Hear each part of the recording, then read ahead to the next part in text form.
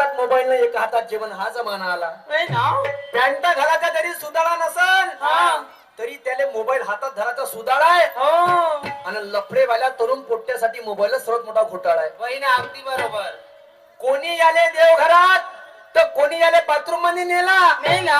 आणि आमच्या तरुण पिढीच्या सत्यानाश हा मोबाईल न केला. अगदी बरोबर आहे. हा, याच्या हातात मोबाईल येऊ दे, इकडून फोन लावते, निघली का ये नव म्हणते, हो सर. ये ना म्हणते, वाले सुटलं ना म्हणते. आहा. त्या बहीण मला सांगायची मोबाईल नव्हता तेव्हा भजन करायला नंबर लावा लागे मंदिरामध्ये भजन करायला. होय ना. मोबाईल नव्हता तेव्हा. आता मोबाईल आला, फुलं काय